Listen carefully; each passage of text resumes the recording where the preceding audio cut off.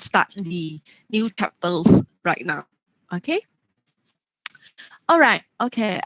We are in the heat exchanger topics, so it's only we have only chapters to cover all the topics under heat exchanger. All right.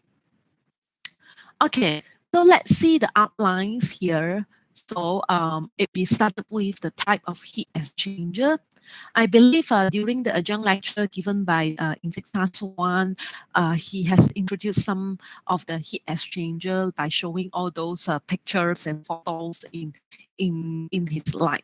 Then in this class, in fact, we have some extra type of heat exchanger that you will be able to see the photo as well. So after the introduction to type of heat exchanger, we will proceed to overall heat exchanger coefficients. So this is the term, the U. I hope you all still remember. I have talked about U in the conduction heat transfer, whereby instead of you are using R, the resistance, okay, instead we have a new term over here, overall heat transfer coefficients. Okay, so you will learn the relationship between the U and R, okay, in this chapter.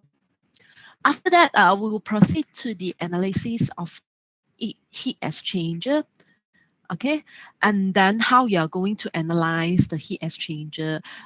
What would be the how would it be the flood exchange heat? Okay, so it's covered under analysis of heat exchanger. Then after that, the important parts will be here.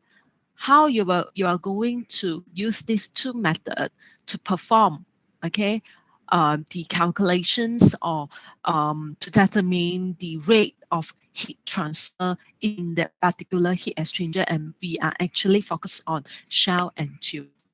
So these two methods is all about to perform the calculation or to analyze the shell and tube heat exchanger, or to design the heat exchanger, shell and tube heat exchanger. Okay, then after that, we will proceed to the last topic, selection of heat exchanger. What would be the step? What would be the rule of thumbs for you? Okay, to pick up a correct heat exchanger so that it can perform the desired heat transfer process for that particular stream. Okay, either you want to cool down or you want to heat up that particular stream. Okay, so these are basically the topics covered under heat exchanger chapter 11. Okay, so I'm still using the similar textbook sample. Then you can look at it after the class. Okay, so in order to have a more detailed explanation on the particular topics. Okay, let us look at the learning outcome of this chapter. So the first one will be you will be able to recognize numerous type of heat exchanger equipment as well as its classification. We have many types and classification as well, but we are only focused on shell and tube because this is the most common type of heat exchanger used in the industry. And then in terms of costing wise, it's also cheaper compared to the others heat exchanger.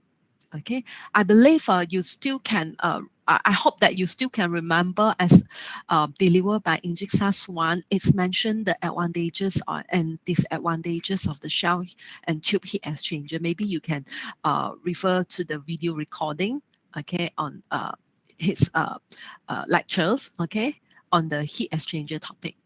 Okay, so the second learning outcome will be to develop an awareness of fouling on surfaces. How does this fouling will affect the overall heat transfer coefficient and eventually the rate of heat transfer between the fluids? Okay, the fouling factors, okay, or the fouling effect. How would it affect the performance of the heat exchanger? All right. Then after that, you will be able to perform a general energy analysis of heat exchanger. Okay, so when you see this energy analysis, meaning that MCP delta T. on the hot stream as well as on the cold stream. Okay, you need to perform two energy analysis. Okay, then lesson outcome number 4 will be to obtain the relation for the logarithmic mean temperature difference. We still back to the LMTD or log mean temperature difference method in the heat exchanger analysis. Okay, then there will be a correction factor over here. Okay, later on, I'm not sure today I will be able to cover until the correction factor or not, but there is a way. Okay, when it is a multiple shell or multiple tubes heat exchanger. Okay, so there would be a correction factor here to involve in the calculations. There will be a chart showing how you get this correction factor. All right. And then after that, the second method will be the effectiveness NTU method. Okay. So effectiveness NTU method is applicable for that particular case whereby the outlet temperatures of the hot and cold stream is not given. Okay. And then LMTD method is mainly towards when you design a heat exchanger, then eventually you will be able to get the surface area, how you are going to design a heat exchanger. This is the difference between these two methods. Okay, so effectiveness NTU method is a method for you to determine whether the heat exchanger is able to perform that energy or the rate to transform the heat or not. Okay, so whereby the outlet temperature is not given. All right, so there's a rule of thumb and criteria to be considered before you pick up which analysis is applicable for your heat exchanger calculations. Okay, then finally, the lesson outcome number 6 will be to know the primary consideration in the selection of heat exchanger. Okay, basically, we will be focused on learning outcome number 4 and 5, whereby you need to familiarize on these two methods for the calculations. Okay, it all depends on the question, whether the question is asking you to determine the surface area or the rate of heat transfer or the effectiveness of that heat exchanger. Okay, so it depends. Okay, it depends on the question, on the problem, and it will give you some hints and direction on which method you have to use to perform the calculations. Okay, so this is the lesson outcome of heat exchanger or heat exchanger design. All right, so let us move to the introductions. Okay, heat exchanger are devices that facilitate the exchange of heat between two fluids that are at different temperature while keeping them from mixing with each another, meaning that these two fluids will not mix with each another. Okay, and then the key point here is heat exchange between two fluids at different temperature, meaning that these two fluids, one is hot, one is cold, and then there is an exchange of heat between these two streams of fluid. Okay, the key words is here, exchange of heat between two fluids at different temperature. So a device that used to perform this one is a heat exchanger.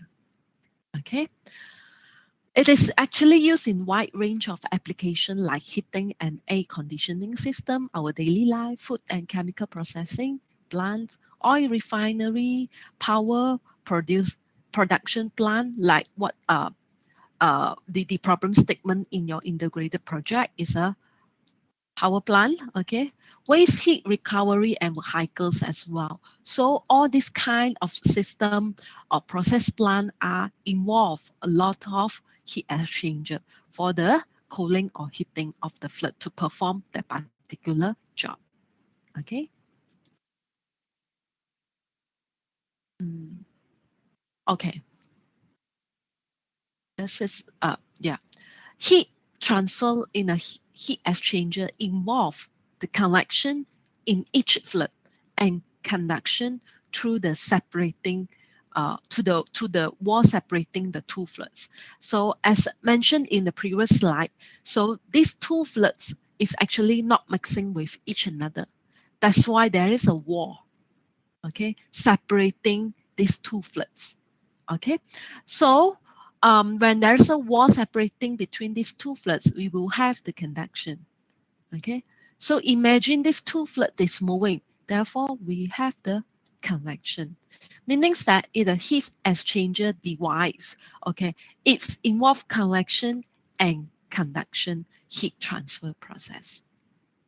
Okay, then the overall heat transfer coefficient U is account for the contribution of all these effects on the heat transfer. Instead of using R, okay, it will be more convenient to use U, overall.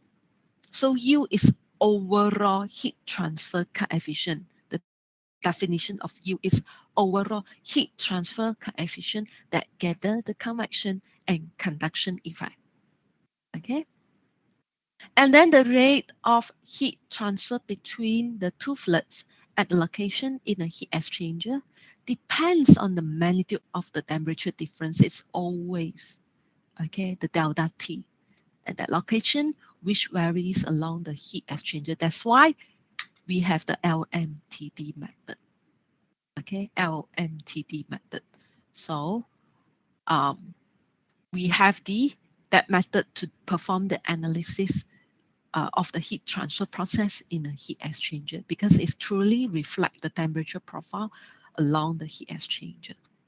All right, so this is some introductions of the heat exchanger before we move on to the next topic. Okay, so imagine it is a device that perform the heat transfer between the two fluids. And when the heat transfer process happens, convection and conduction occurs simultaneously.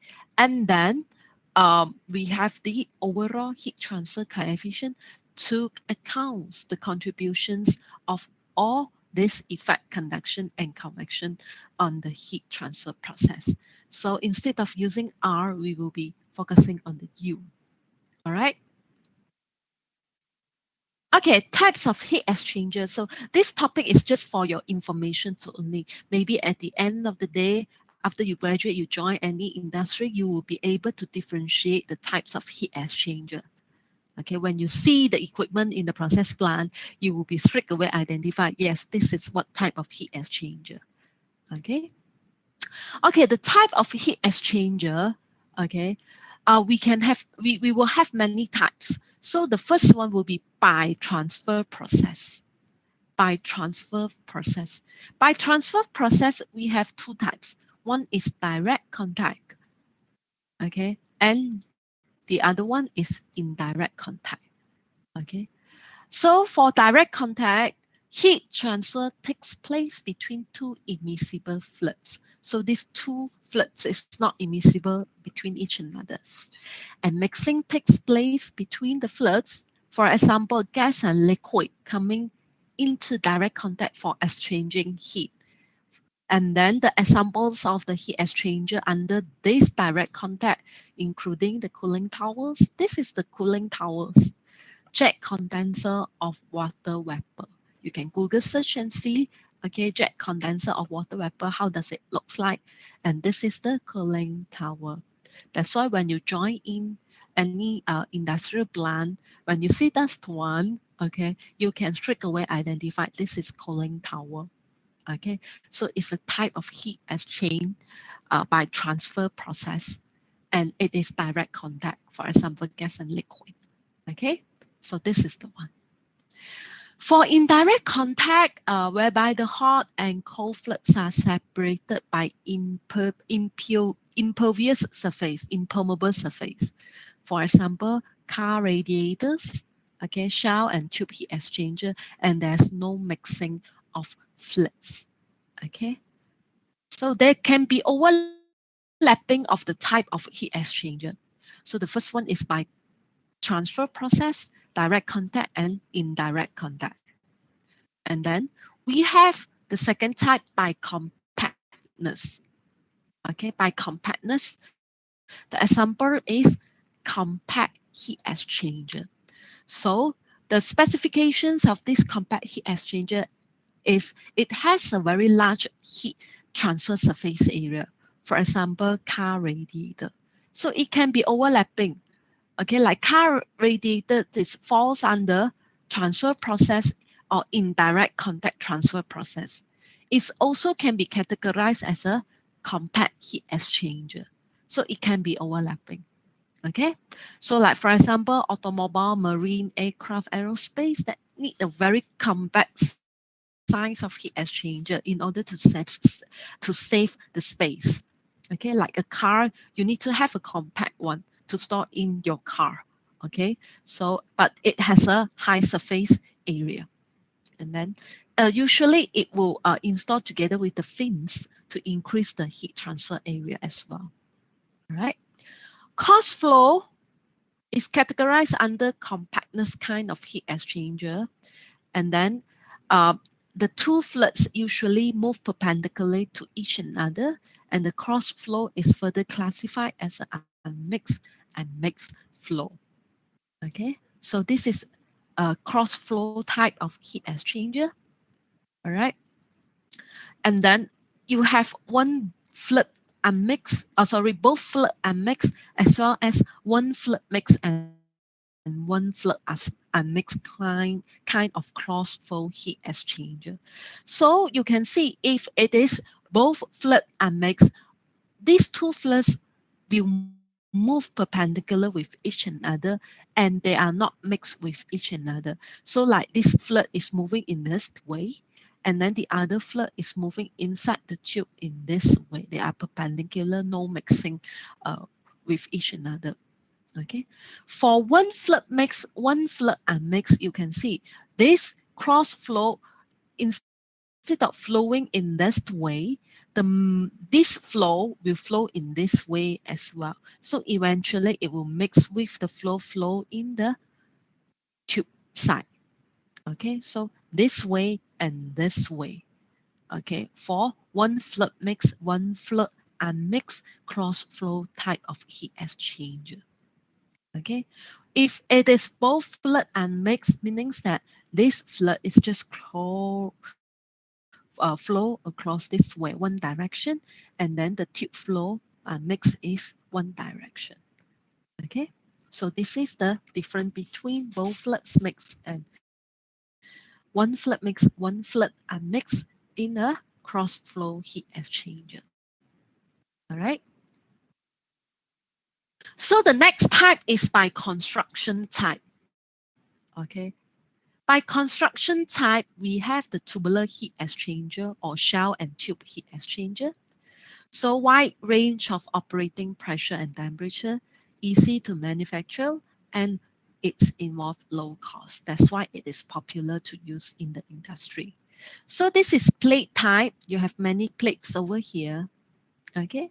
The hot and cold fluid flow in alternate passage and then can increase the size by simply mounting more plates. So it can be adjusted and then you mount on more plates to increase the surface area and then increase the heat transfer rate.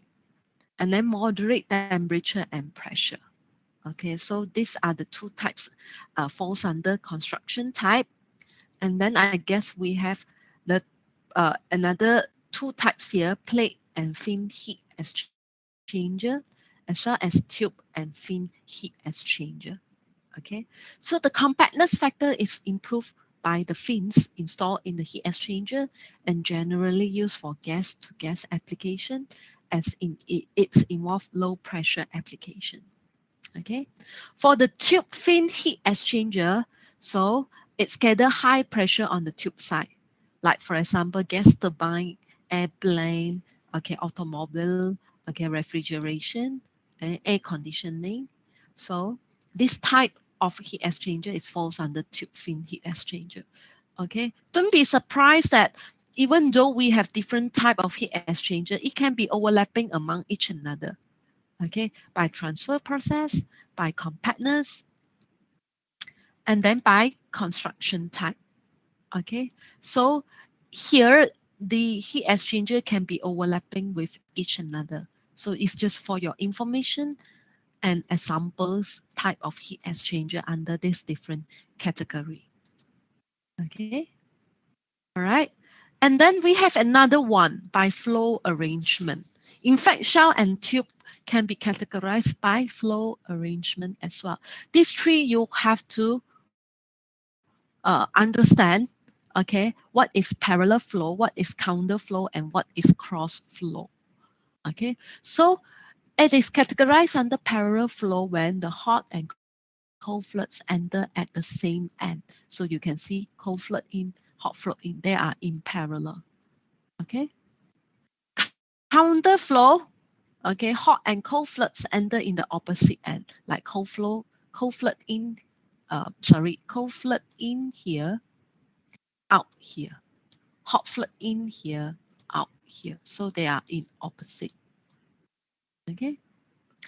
Cross flow, as I mentioned just now, okay, is perpendicular with each another.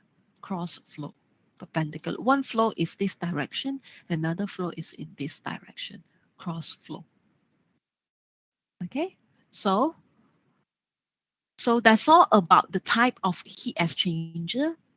Okay, it can be categorized under transfer process, by compactness, by construction type, as well as by the flow arrangement. This one is for your information only. So you will be able to recognize the type of heat exchanger as well as their classification. It can be overlap, okay, among each and other. Like for example, shell and tube, it can be under the construction type as well as the flow arrangement. Okay, counter flow or cross flow or parallel flow. Okay, so the most common type of heat exchanger in the industrial application is shell and tube because they contain a large number of tubes packed inside a shell, and then heat transfer will take place from one flood inside the tubes while the other flood flow outside the tubes through the shell. That's why it's called shell and tubes. Okay, so it can be further classified by the number of shell and number of tubes. How many shell inside the heat exchanger and how many tubes inside the heat exchanger. The primary reason to put so many tubes is actually to increase the heat transfer area and then the rate. Okay, so sometime you might ask why I want to put so many tubes over here. Okay, it's very simple. Okay, you need to increase the surface area and eventually increase the heat transfer rate. Okay, that's the reason. Is very simple. All right. Okay, so this is the schematic diagram of the shell and tube heat exchanger. I believe Engine SAS wants to show you as well. So there's a shell, there's a tube, okay, and then you have the buffer so that the flood is mixing around to increase further the heat transfer rate. Okay, and then this is the multi-pass, like you have a shell in between. This is two shell, four tubes, and one shell, two tubes. Okay. All right. Flow arrangement, shell and tube. Okay. So before I move to the overall heat transfer coefficient, I have a video to show you all how does the shell and tube heat exchanger works. Okay, we have the hot stream, we have the cold stream, how it's transfer the heat. Okay, so after that, we come back for the Q&A sections before we move to the overall heat transfer coefficients. Okay, let us move to the video.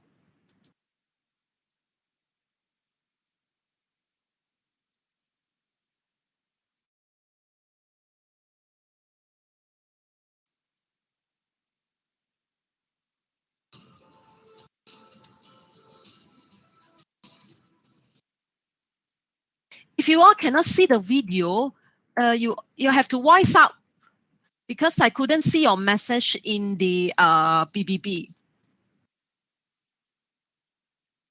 So this is shell and tube heat exchanger. So let us see how does the cold flood in and hot flood in and how does they exchange the heat. So the blue color one is the cold floods. It's under the shell. It's under the shell. Shell side single pass.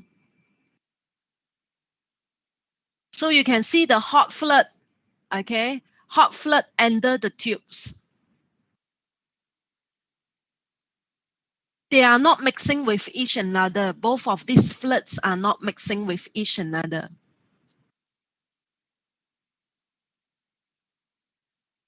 So eventually the hot flood being cooled down because it's exchange a heat with the cold stream.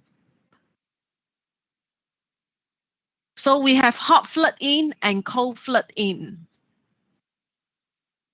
So the buffer is used to create some turbulence here to enhance the heat transfer rate.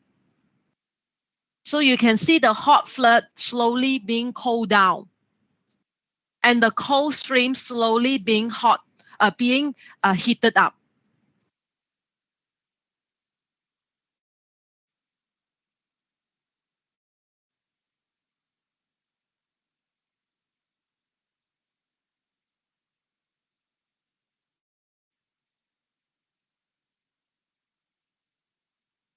It can be co-current or parallel flow. Co-current or parallel flow, or it can be counter current flow. Depends on the inlet and outlet of the hot and cold stream. So you can see eventually the hot flood being cooled down and then the cold flood being heated up.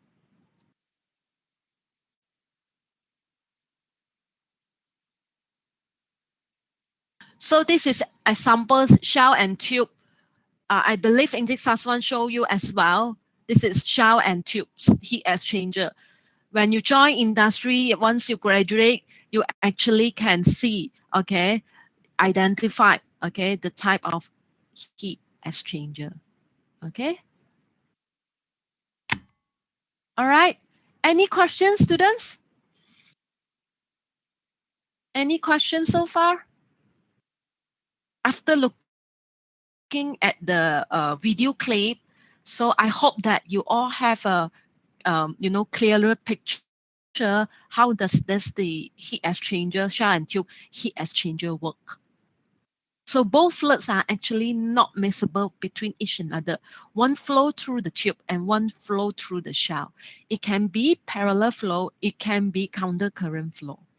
Okay, so it will be depends on the design of the heat exchanger. Any questions, students? Are you all with me? No response from your side. Can I hear some voices?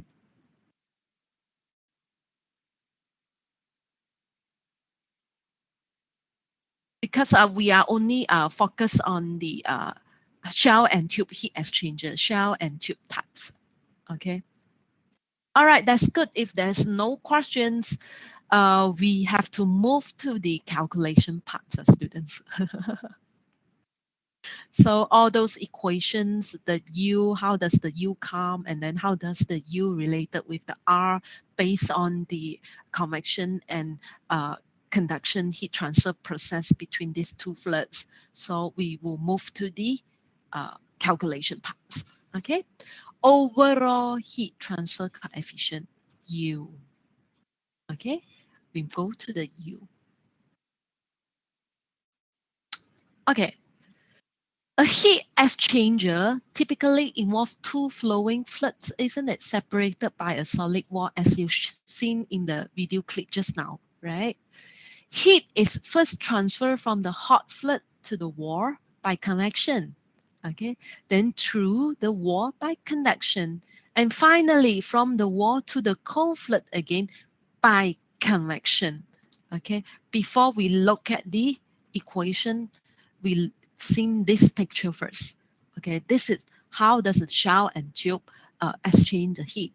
So let's say you have a hot fluid inside the tube. Okay, so you have a hot fluid over here. So the heat transfer process is like this. So you have a convection to the wall, conduction across the wall, and then again convection from the wall to the cold stream. Let's say the hot flood is flow inside the tube, and then the cold flood is outside the tube. We call that as a shell. So you can have the convection, conduction, and convection. Okay, this one you have learned it in the connection heat transfer process.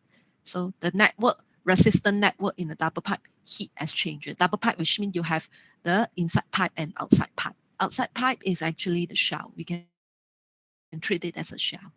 Okay, inside and outside.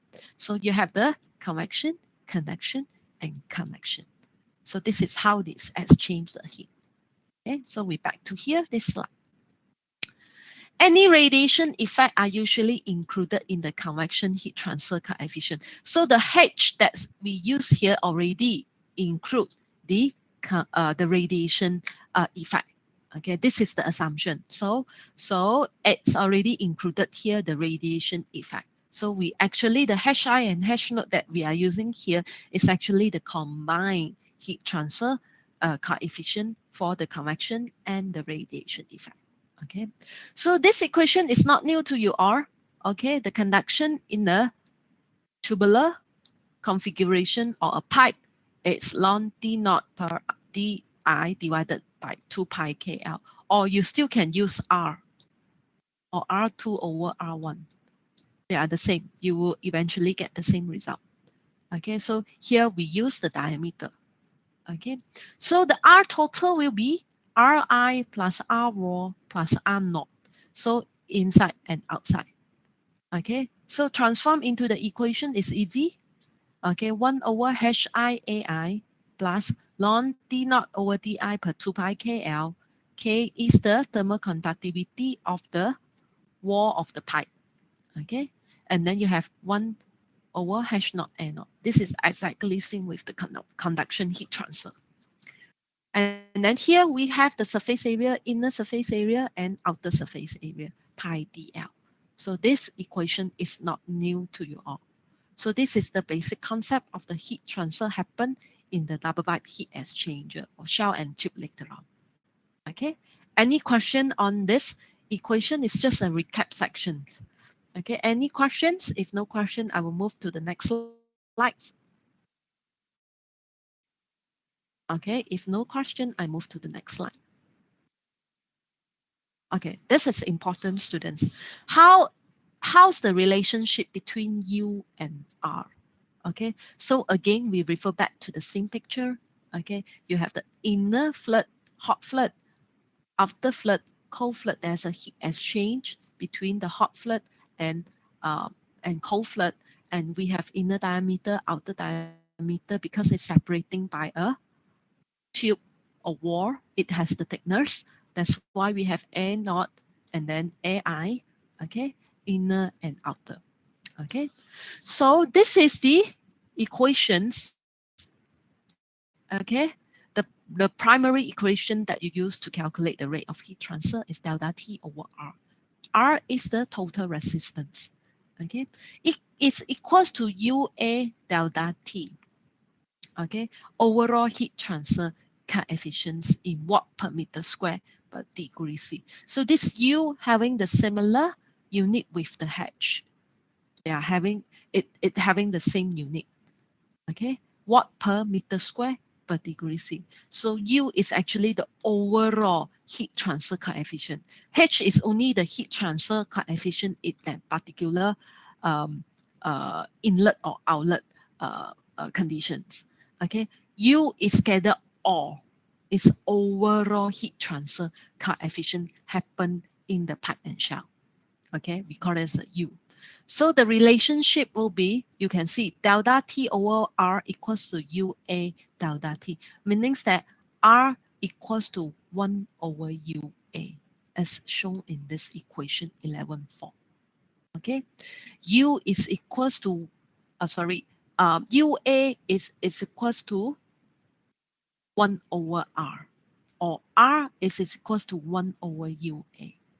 Okay, so don't forget the Q is constant. Okay, it's equals to UA delta T. It is equals to UIAI delta T, and it is equals to U naught A naught delta T. Okay, the heat transfer rate is the same from the hot stream to the cold stream. Okay, UIAI delta T equals to U naught A naught delta T. Okay, you can rearrange the equation 11.3 to 11.4 in order to see the relationship between R and also UA. You can see R is equals to 1 over U naught A naught, and it is equals to 1 over UIAI, and it is equals to 1 over overall UAS. They are the same. Okay, and then as defined earlier, the R itself is equals to this one. Okay, equation 11.2. So you will have R equals to 1 over AI HI plus R raw plus 1 over N naught H naught. Okay, so this equations is very, very important, students, to relate the R and U, to relate the R and U, as well as to relate the H and U. Okay, this is very, very important, this equations. Okay, okay, so R is equals to 1 over UA. Okay, so there are some conditions over here, students. UIAI equals to U naught A naught, but U naught is not equal to UI unless the surface area of the diameter AI and A naught is the same. Okay, this happens when the resistance of the wall is very, very low until it can be approximate zero. And then therefore we have AI equals to A naught and equals to the total surface area. If this case happen, you look back the equation 11.4, eventually 1 over U equals to 1 over HI plus 1 over H naught, because the R, the resistance of the wall, can be assumed zero, because this one will happen when the thickness of the wall is very, very small until it will not contribute to any of the resistance. So the R wall equals to zero. And then eventually the AI equals to A naught equals to AS. Okay. So when this happens, eventually 1 over U this will be the same with 1 over HI plus 1 over H naught. And then U equals to UI equals to U naught. So this slide is very important, okay, for you all to understand the relationship between U and R. And where there's most of the condition, the R wall is negligible. Once the R wall is negligible, meaning that the thickness of the wall is very, very thin or very, very small until we can neglect the resistance of the wall. If this one happen, we have this relationship and this relationship. Okay, 1 over U equals to 1 over HI plus 1 over H naught. And you can easily get the U. Okay, once you get the U, you can substitute into this equation and get the Q. The U is just 1 over HI plus 1 over H naught. Okay, so this is the one. So try to digest this slides. It's actually very important before you proceed to the calculation in the next. Okay, how does the resistance come? Okay, by the initial analysis, convection, conduction, convection. Okay, you will come to this R total. So R total, how does it relate with the U? The overall heat transfer coefficients here is 1 over UA. Then you can get the R. Okay, any questions so far, students? Before we move to the next slides. Any questions?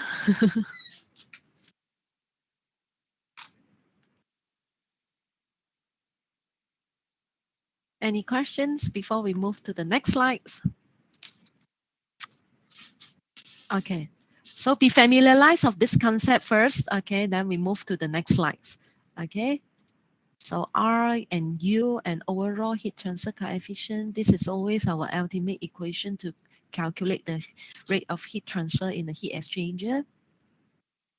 Okay, the overall heat transfer U is dominated by the smaller heat convection coefficients. For example, when one of the convection coefficient is much smaller than the other, say Hi is very, very small. So eventually we have 1 over Hi very large. And finally, the U equals to Hi. You can go back to this equation. If this one is very, very small, eventually this term become very, very large. So, and then after that, your U will depends on the Hi. So this is the explanation how you can define this equation. Okay. All right. So yeah, this slide and then the U value um, is actually you can use this table as one of the reference source for your integrated project. Okay, so this is the U that you can assume in designing your heat exchanger. Okay, for your integrated project. Of course, this is not limited to this table only. The U value is not limited to this table only. You can refer to any textbook or any references book or any internet source, okay, in assuming the U value, okay, for designing the heat exchanger in your integrated project. Okay, you can refer to any source and bear in mind that state your reference clearly where you get this value. You cannot just mention assume you this one. No, you have to put the reference nicely where you get this value and then to cite this properly. Okay, so this one can be a helpful table for your integrated project. All right. So you can see the U value is vary, okay, for different type of flood in the heat exchanger. Okay, so these are basically the range. Okay. All right.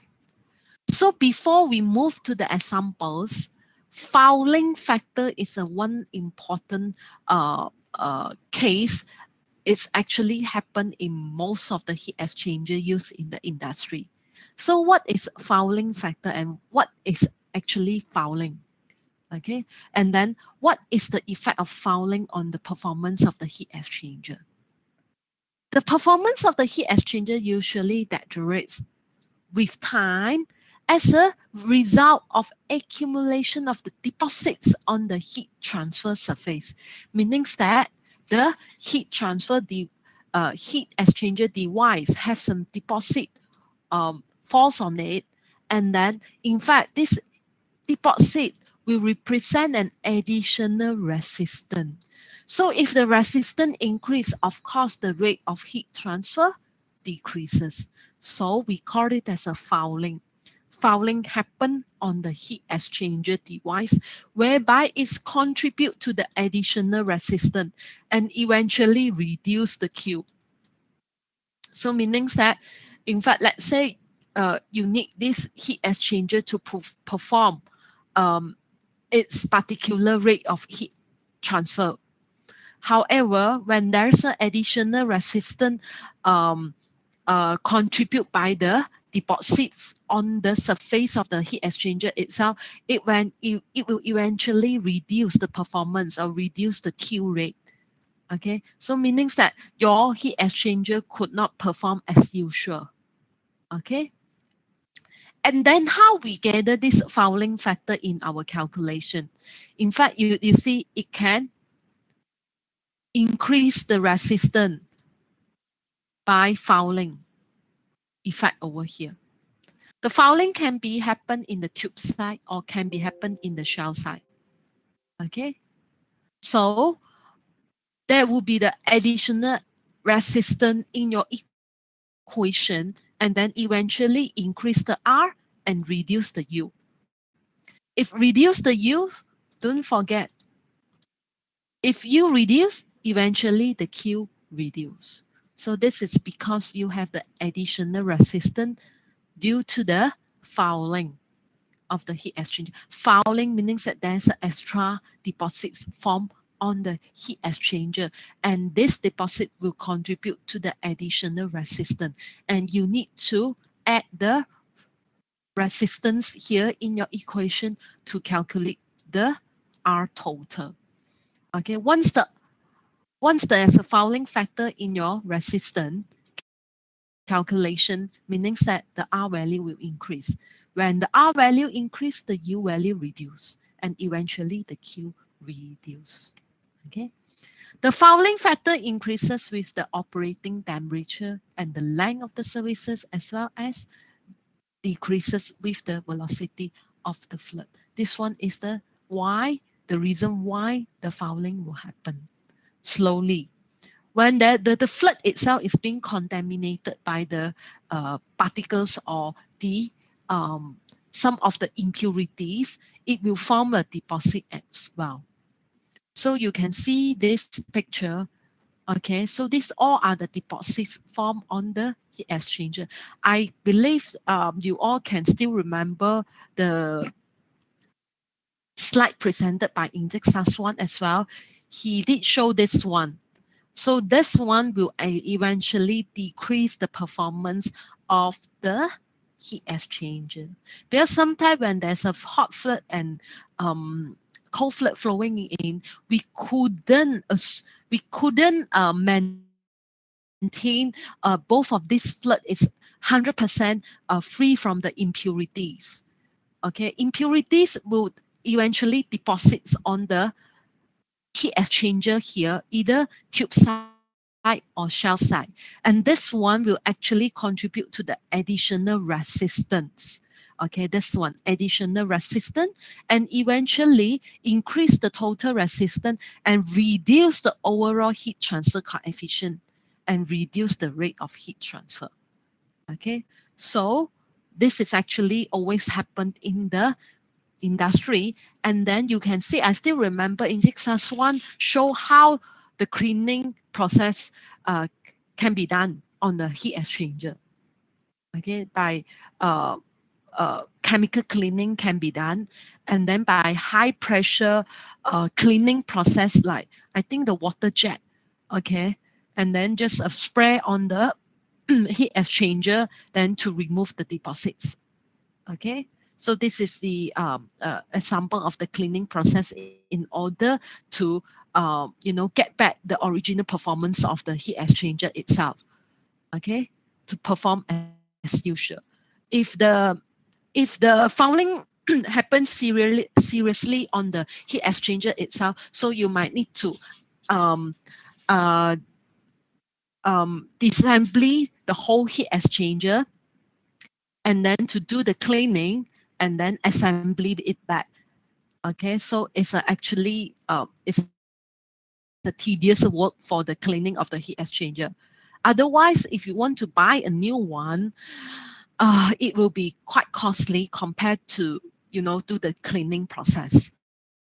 So as an engineer, you might need to be familiar of all these processes, whether you have to change a new one or you will just do the cleaning of the heat exchanger so that it can perform, not said usual, maybe it will can perform back like 90% or 95% of the original heat exchanger. Okay, so it's a kind of knowledge over here. Once you join the industry, you can learn more, practical or technical process of the heat exchanger. Okay, any questions so far? Any questions so far before we move to the examples? Hello, are you all still with me? It's a Monday. I hope you all will not have like Monday blue kind of syndrome. Okay, yeah, that's good. If no questions, I think we can go for 5 to 10 minutes break before we answer these examples. How you are going to calculate the U, the R value by knowing the fouling factor with and without the fouling factor. Okay, so we just go for 5 to 10 minutes break first. Okay, then we come back to answer these questions. So you can digest what you have learned in the previous slides, okay, and then how we can apply, okay, all those concepts in answering this example 11.2. Okay, students?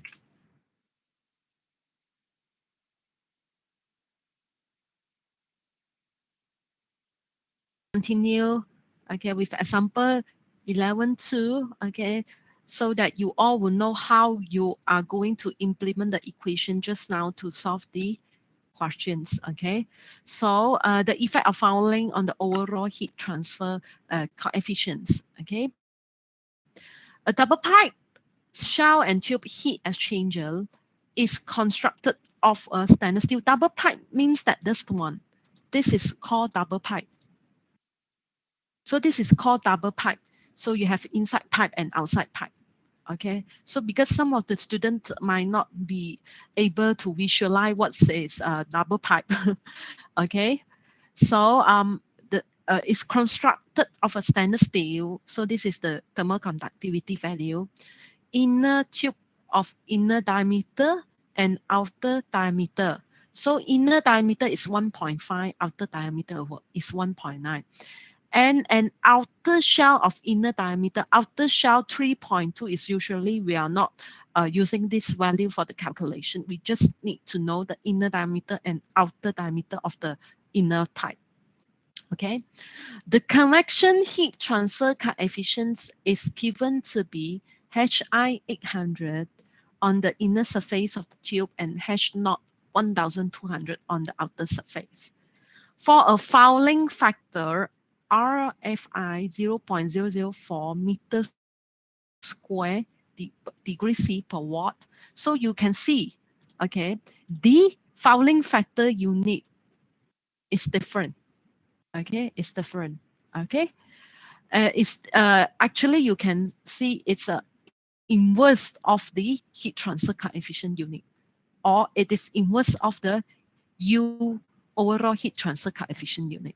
Okay, so you have fouling factor on the tube side and on the shell side. Okay, so it can be happen on the tube side and shell side, and it also can be happen only on the tube side or only on the shell side. It depends on the questions. So if both sides means that you have RFI and RF naught. If only one side, it can have either tube side or shell side. It can be also. Okay, because some of the students might confuse why it's only happen on tube side. Why we do not have on fouling factor on shell side. So it might be happen in the industry as well. So the fouling is only happen on the tube side, not both side, or only happen on the shell side, not both side. So for this question, it's happen both side. Okay. Determine the thermal resistance of the heat exchanger per unit line. Thermal resistance, students, thermal resistance, don't forget, it's always R. Okay, it's always R, thermal resistance. Okay, and the overall heat transfer coefficient Ui and U naught on the inner and outer surface area of the tube. Okay, so be aware, and you have to familiarize with all the terms used, because some of the students still confuse what is thermal resistance, what is overall heat transfer coefficient, what is heat transfer coefficient H, okay, or convection heat transfer coefficient H. You have to be very clear on all these terms used. Don't mix up. It's actually not difficult to identify them. Okay, not difficult to identify them. Okay, so as usual, you need to go for the drawing, okay, in order to help you to further understand this equation, these questions, or in fact, you can strictly refer to this equation. Okay, or I should change color. You can easily solve this problem by using equation 1a. Okay. And then you have the UI and U0. Okay. So by equation 11a, you can easily solve the example 11.2. Okay. So I share the whiteboard.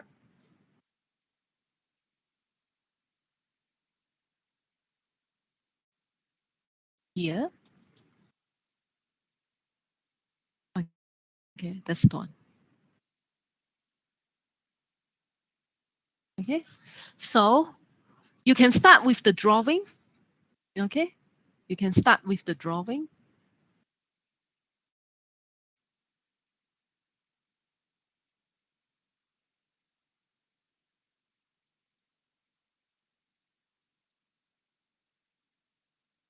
So this is your double pipe exchanger. So you have the thickness. And outer shell, usually we are not using it for any calculation. So you have the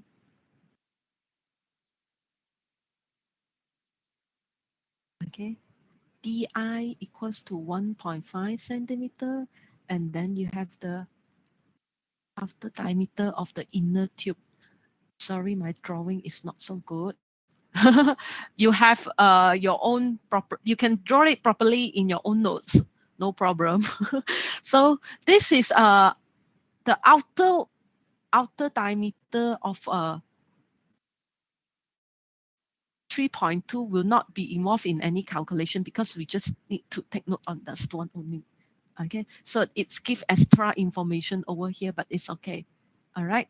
So for the inner part, I have the HI equals to 800. Okay. What else informations here? Yeah, I have the fouling factor over here. So the fouling factor is 0.0004. Okay. So, and then the outside here, outside the tube, because this is double pipe. Okay, exactly same with the picture shown in the slides. So H naught 1200, and then RF naught. So this is the fouling factor, always having the unique inverse of the heat transfer coefficient or overall heat transfer coefficients. Okay. So the question is asking you the thermal resistance, part A, and also the overall heat transfer coefficient on the inner surface and outer surface. Okay. So this is the information that you get it from the questions. And then also per unit length, you can assume length equals to 1 meter. Okay. Back to the questions here, equations here. So it is equation 11a. So you have to refer to equation 11a. Okay, don't copy wrongly, students. So you have the R equals to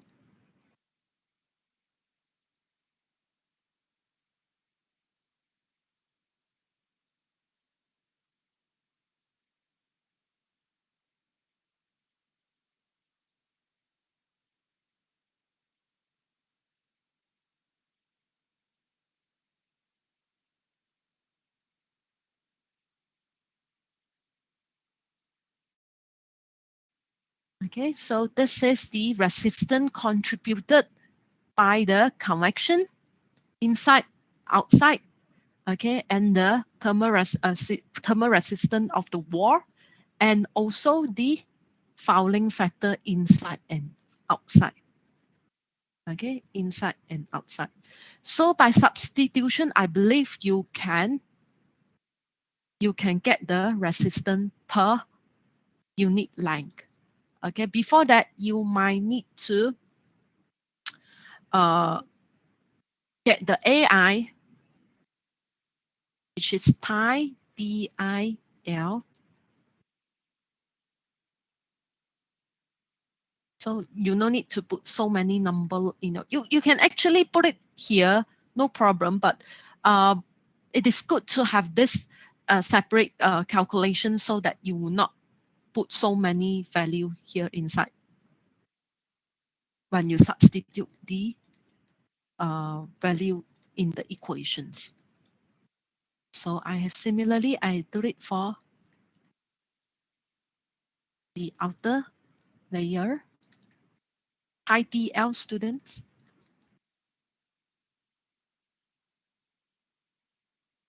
Okay, so after that, you can easily substitute all the value in the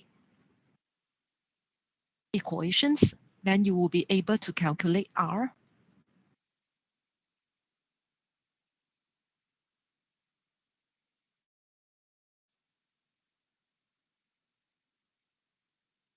RFI is 0.0004.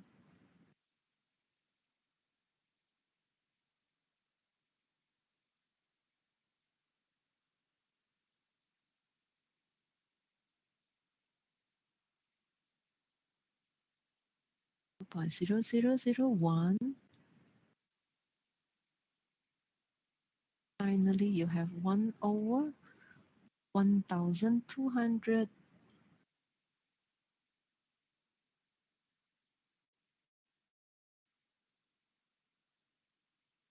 times 0.0597. Okay, so the thermal resistance or the resistance here, I hope you all still can remember the unit is degree C per watt. Okay, you can double check all the unit by you can double check this unit by putting all the unit here in your substitutions. Okay, so in fact you can check this one. Okay, 800 watt per meter square per degree C, and this one is meter square. Okay, so it's inverse, then it will become eventually degree C per watt. Similarly for this one, that says the fouling factor is actually the units is inverse of the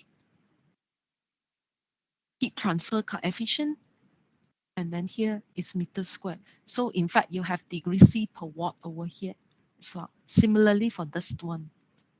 Okay, so as I mentioned at the beginning of the semester, it's good to put all the units in, okay, so that you can double check. Otherwise, you might be panicked, then you cannot remember the unit of the resistance is actually degree C per watt. And it is good also to put all the units so that you can verify your calculations is correct or not correct. So what's the answer, students? I go back here. What's the answer? What is your R value? Calculating, still calculating.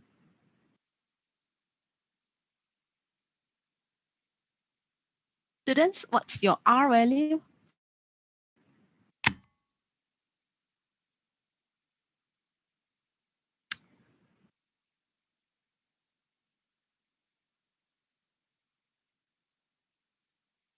Yes, correct. 0.0532 degrees C per watt. Yes, correct. Correct. 0.0532 degrees C per watt. Okay, don't forget about your unit. Okay, that's good. So I believe the rest is still calculating. So I give you all 1 more minute. Then I proceed to answer part B. For those who already calculated part A, you can proceed to part B. Okay, by using this correlation. R is equals to 1 over UI AI is equals to 1 over U naught A naught. Okay, so that's good.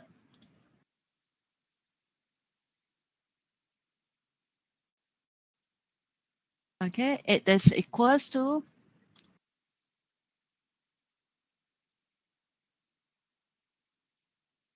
0.0532. Okay, so after that, you know that this correlations from equation 111.8. So we calculate for the UI first. Okay, so R equals to 1 over UI. Sorry, this is I.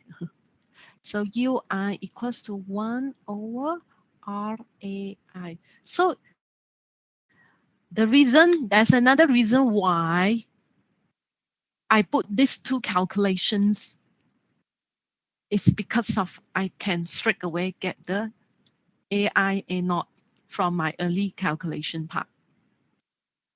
So that's equals to 1 over 0.0532.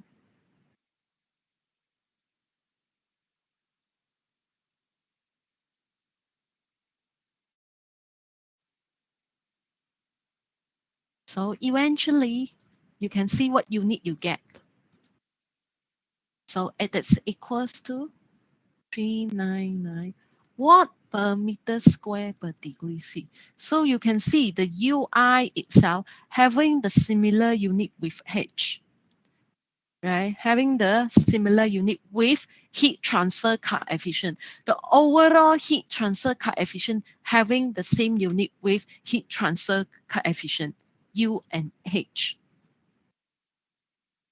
Okay. So finally, you will do it for the U naught as well, whereby the U naught is equal to 1 over 0.0532 degrees C per watt times the A naught 0.0597 meters square. Then eventually you will get 315. Okay, students? I believe this one is not difficult. Okay, you can easily refer to the equations and perform the calculation. But the important part over here is you need to understand the relationship between R and U and H. R and U and H. These three terms, okay, these three terms you have to familiarize with. Okay, you have to familiarize with. Okay, so that's the one. Equation 1A is important for the understanding section. Okay, before we go further.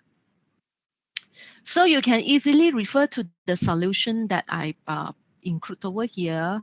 Okay, so you can easily get the resistance and eventually the overall heat transfer coefficient having the same unit with the H. Okay. Any questions for these examples?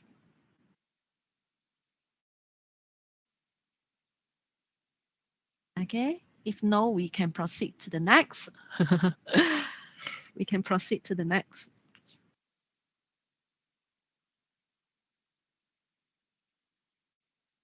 Okay. This is quite important. So how you are going to analyze the heat exchanger. Okay. Analysis of heat exchanger. Okay. So there are two methods over here, okay, to perform the overall analysis of the heat exchanger. The first one is the LMTD method or log mean temperature difference method. Okay, so you can see the explanation here.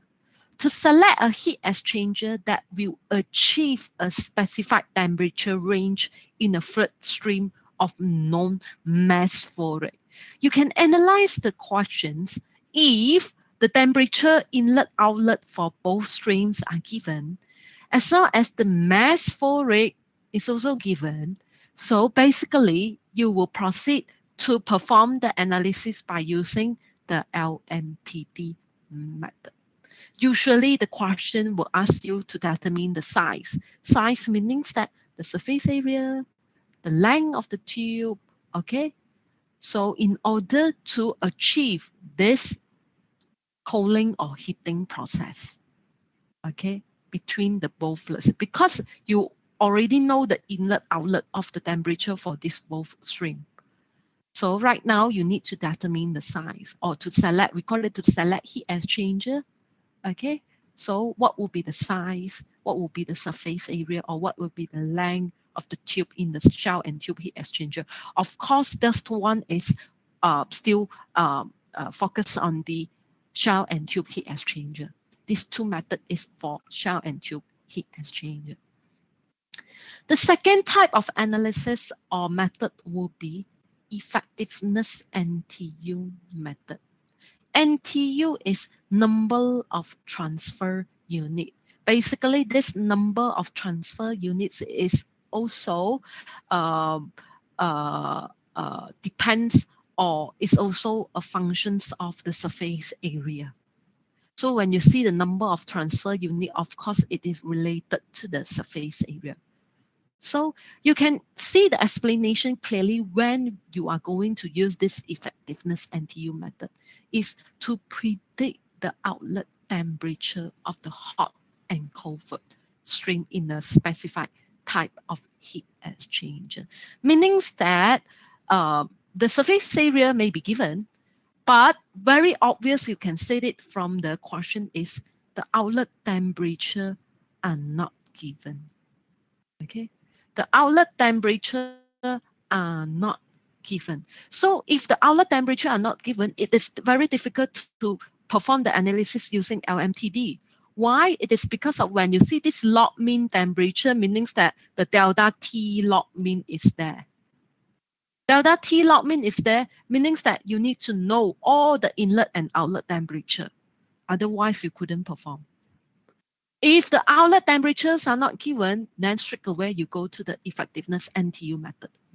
Both analysis also can be used to perform the rate or the heat transfer rate of the heat exchanger. Okay, so both method. Any questions so far before I proceed to LNTD?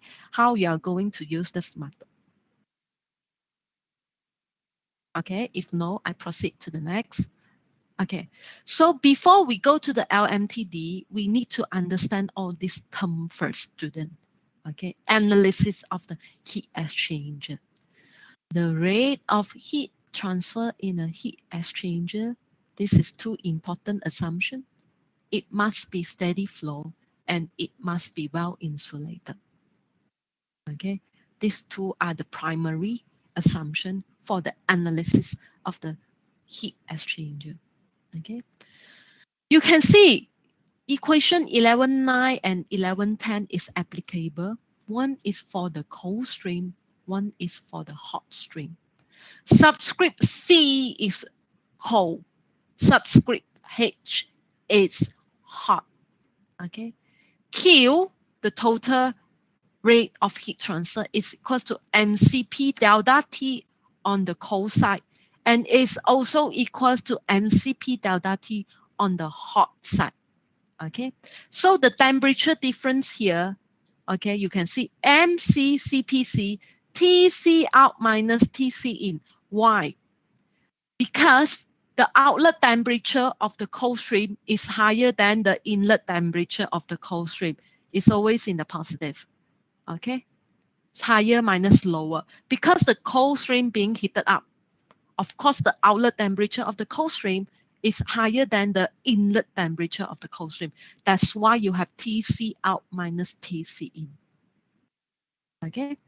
On the other hand, for the hot stream, okay, MHCPH, M is mass flow rate, CP is the specific heat.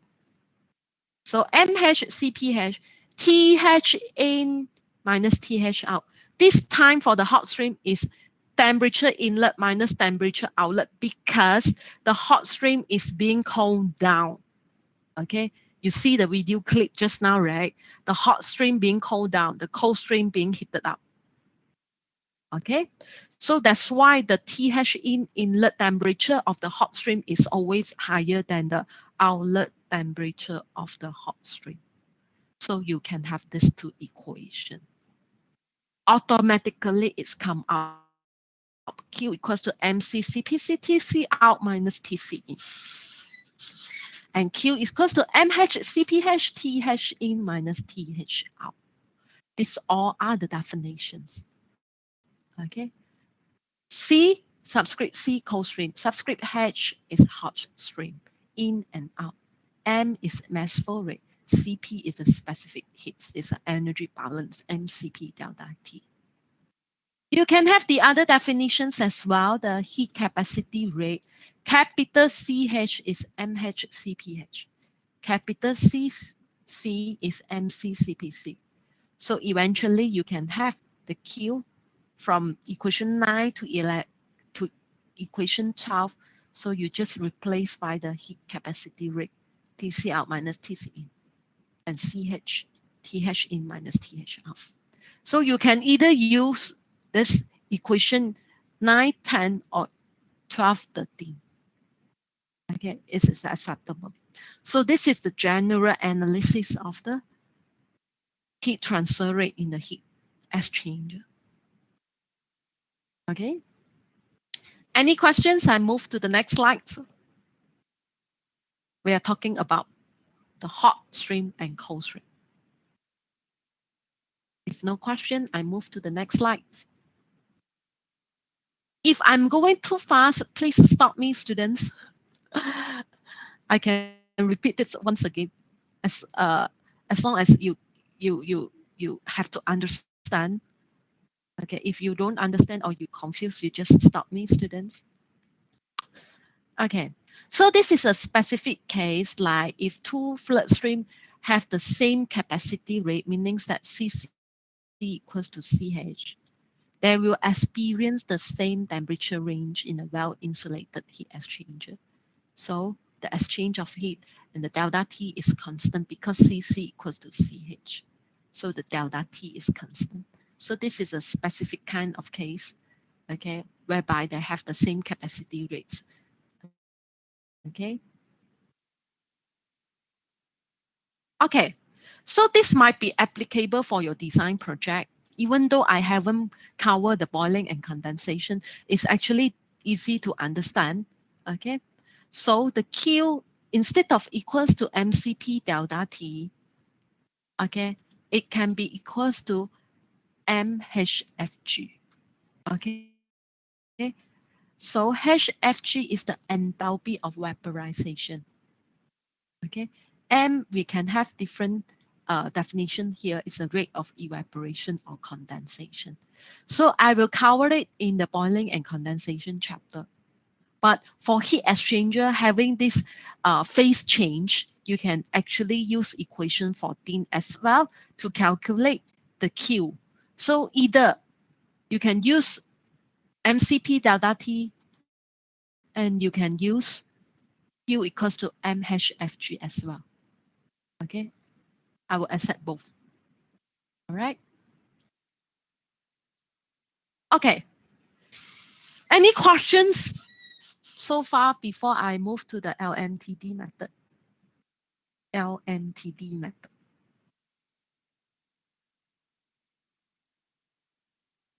Am I going too fast? The general analysis of the heat exchanger. If no questions, I will straight away proceed to LMTD. Okay, so don't be afraid of this temperature profile, students. Okay, so this is just show how the LMTD method come from. Okay, and this is actually the real variation of fluid temperature in the parallel flow double pipe heat exchanger. Okay, so this is parallel flow and this is the actual temperature profile happen in this heat exchanger for parallel flow, students. Okay, for parallel flow. Okay, you can see TH in, TH out, TC in, TH out, how the temperature profile vary. and how you can get delta T1, delta T2, because we need this value for the LMTD method. Okay, so the change of the rate of heat transfer, the change of the temperature in the hot side and cold side. Okay, so this is the temperature profile. Of course, again, I'm not asking you to derive this one. So you just need to understand, okay, when we have the parallel flow double pipe heat exchanger, what would be the temperature profile? And it's actually contribute to the LMTD method.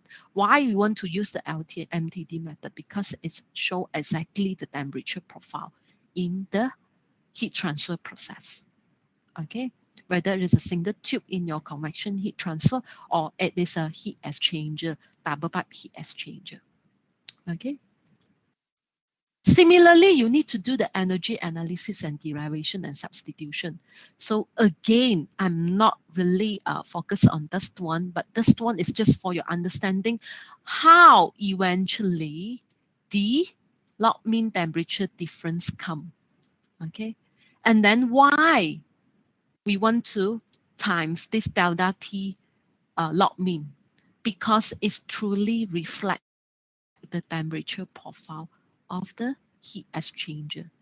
Okay, either it is a double pipe parallel flow or it's a double pipe counter flow. Okay, we have to follow the LMTD method because it's truly reflect the temperature profile happen in the heat exchanger. Okay, so log mean temperature difference delta T1 minus delta T2 divided by ln delta T1 divided by delta T2. Okay, and then eventually you will be able to calculate the Q, which is equals to UAS delta T log mean. And then this delta T log mean, how does it come? It's truly derived from the temperature profile happen in the heat exchanger here. If you have time, you can double check and derive the equation yourself, students. Okay, so our main emphasis will be on how you are utilizing this equation for the calculations. Okay, so this is for your understanding and concept wise. Okay, because some of the student might ask how to derive this one. You can try yourself. Okay, it's just a mathematic kind of problem. Okay, so it's eventually Q equals to UAS delta T log mean for LMTD method. Okay, and then UAS, okay, you have learned and you have understand the concept in the previous slides when you are calculating the R and understand the R with the U itself. So it will be started at the very beginning. You need to calculate R and then determine U and then substitute in this equation. So it depends on the questions why. Sometimes the U is given, sometimes not given. And you have to, sometimes the H value and the diameter of the pipe is given. So you have to analyze on that before you get the U value for the calculation. Then of course the log mean temperature will be represented by the equation 1125. Yes, it can be. Junti, it can be. Because 1 over U equals to R. R equals to 1 over U. Yeah. But you have to bear in mind the resistance itself. So you still have the uh, surface area, AS. Okay, the surface area, AS. The unit, because the unit of the R is degree C per watt. Okay, so just check on the unit. Then and in fact, it's the same. You can see the previous slide, Q equals to delta T over R as well.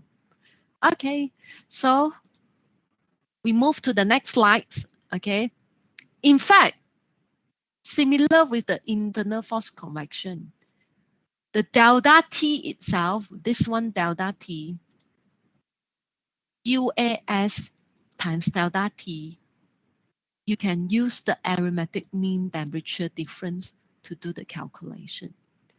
Okay. However, okay, you still need to focus or utilize delta T log mean because it is truly represent the exact temperature profile or average temperature difference between the hot and cold fluid. Okay, note that delta T log mean is always less than delta T arithmetic mean. Therefore, using delta T arithmetic mean temperature in calculation instead of delta T log mean will overestimate the rate of heat transfer. So meaning that if you're using the arithmetic mean temperature, it will give you not accurate result. Overestimate the rate of heat transfer meaning that you will over design the heat exchanger. If you over design the heat exchanger, meaning that it will involve higher costs. Okay, you spend more money. Okay, so in the company or in the industry, they always talk about the business. Okay, so how to save costs. That's why your calculation has to be accurate. Okay, we know that there are two methods, delta TAM or delta T log mean, but we will still focus on, we are still utilizing the delta T log mean because it represents the exact temperature profile of the heat exchanger. Okay, this is some analysis done. When delta T1 differ from delta T2 by no more than 40%, the error in using arithmetic mean temperature is less than 1%. You have to fulfill this percentage, then you only can use delta T arithmetic mean. But the error increased to undesirable level if delta T1 differ from delta T2 by greater amount. So this is just a specific case of analysis, but we will still focus on delta T log mean. Don't ever try this delta TAM, no. Okay, so you will spend a lot of time to do the unnecessary calculation, no need.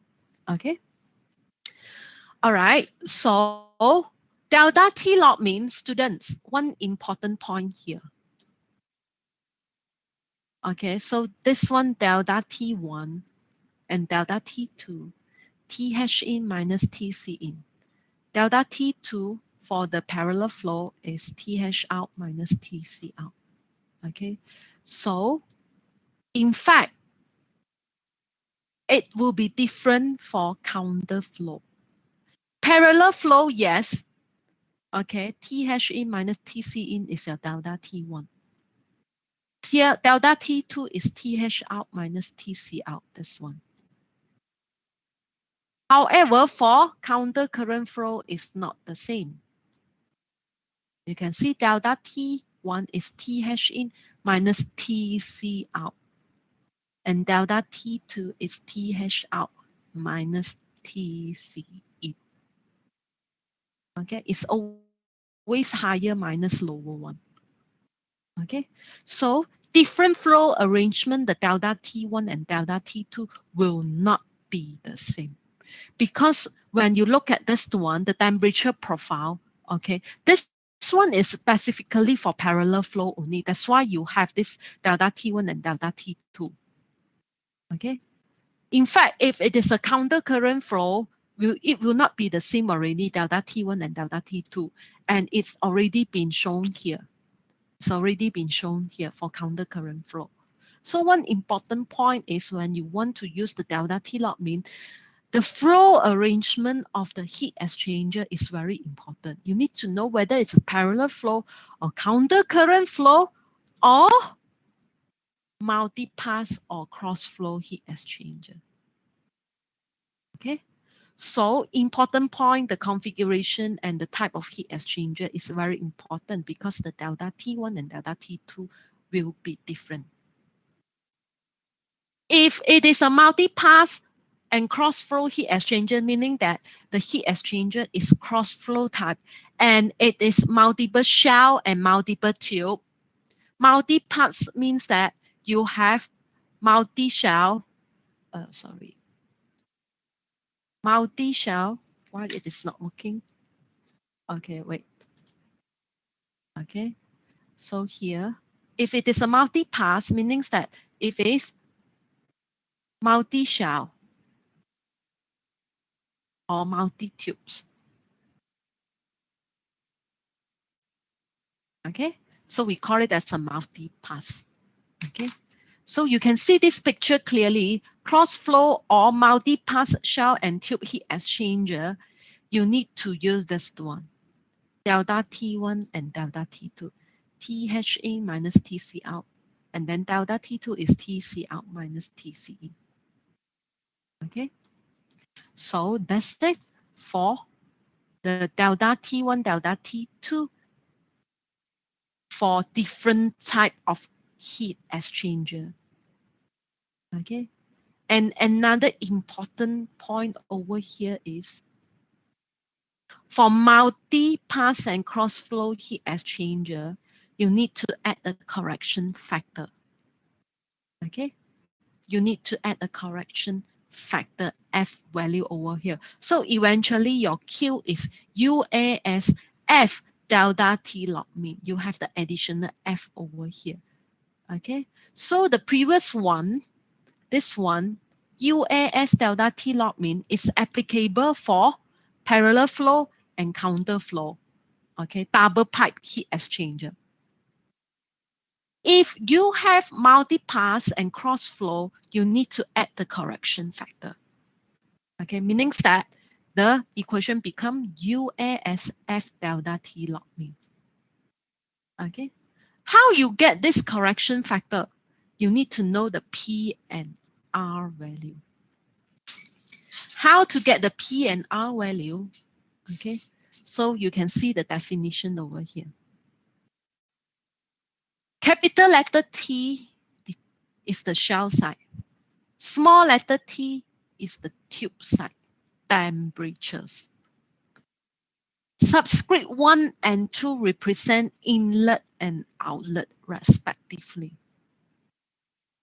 Okay, so you need to perform the calculation to get the to get the P and R and then get the F value. F is a correction factor applicable for the multi-shell and multi-tubes, or shell and tube heat exchanger and cross-flow heat exchanger. After you get this P and R value, you need to refer to the chart, this chart, to get the F value. So you can see this is P. Okay, the x-axis is P. And then all this line, pink color line is R. Once you get the P and R value, then you read it from the chart, you get the F value. Yes, Ravinraj, multi-pass, yes, and cross-flow, you need to include the F value. How to get the F value is to calculate the R and P. Okay, R, the equations is over here. Capital letter T is shell side. Small letter t is tube side. Okay, subscript 1 is inlet, subscript 2 is outlet. So meaning that in the question, you have to know all these informations. So which temperature is flow in the tube side, which temperature, which fluid is flow in the tube side, I need to know the inlet and outlet temperature. That's why in LMTD method, you need to know all the inlet and outlet temperature in order to perform the calculation. Otherwise, you couldn't proceed. Okay, and then P is T2 minus T1 divided by T capital T1 and small letter T1. Okay, Ravinraj is asking if it is multiple and parallel or perpendicular flow. Okay, for this multi-pass, what you all need to do is you need to know the inlet and outlet temperature, as well as which fluid flow inside the tube, which fluid flow inside the shell. Okay, so in fact, this multiple heat exchanger is actually following the counter current flow. You can see the delta T1 and delta T2 for multi-pass and counter current flow is the same. So you can see delta T1 for counter current flow is THA minus TC out.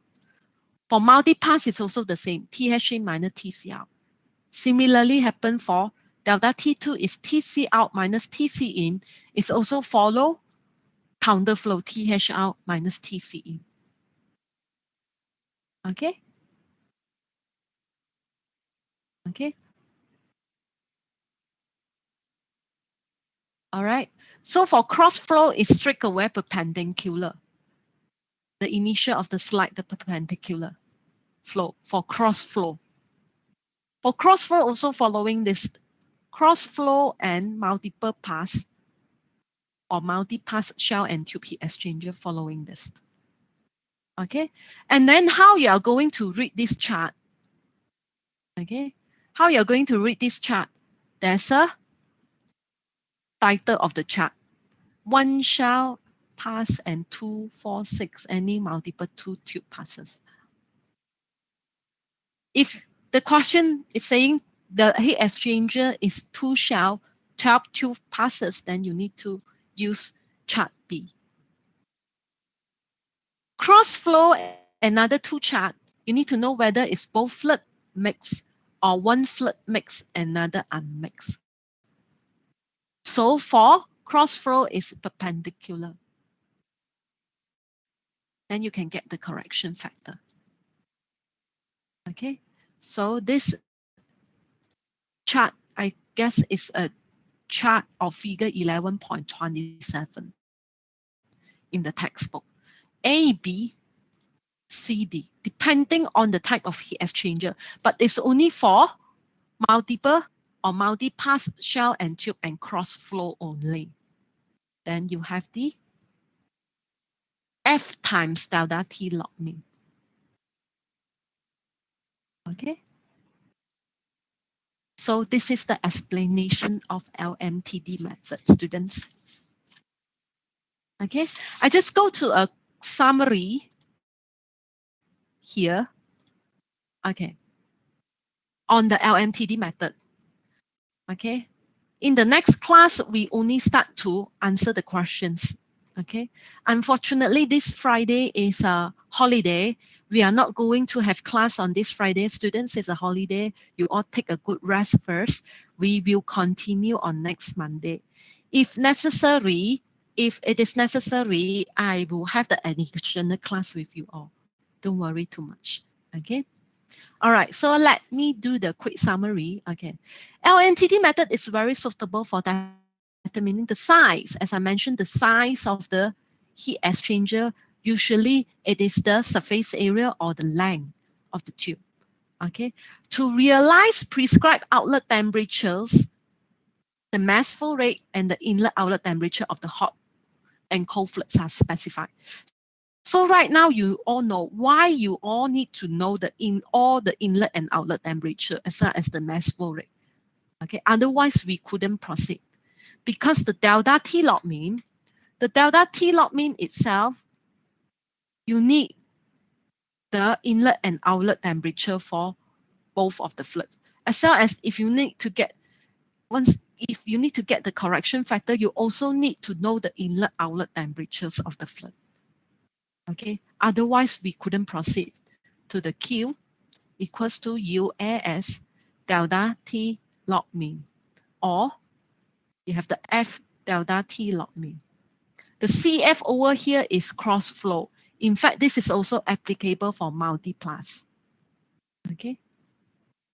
All right. So without knowing the temperature, you couldn't proceed. That's why you need to know all the temperatures. And LNTD method is used to design or to get the size. The size meaning that is the surface area. Okay. With the LNTD method, the task is to select the heat exchanger that will meet the heat transfer requirement, because you know that, okay, the cold stream I need to cool from what temperature? The cold stream I need to heat from what temperature to what temperature? And the hot stream I need to cool from what temperature to what temperature? So already prescribed. Okay. Okay. The task is just how you're going to determine the surface area, the size. Okay. So you need to select the type. What type?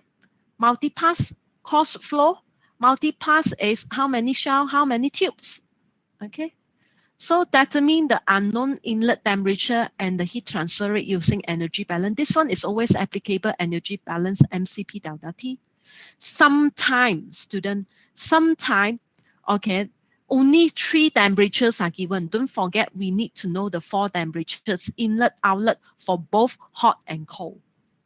Okay, if let's say only the outlet temperature of the cold stream you do not know, no worry. You can always use MCP delta T to get the remaining one temperature. The rule of thumb is you need to know all four temperature.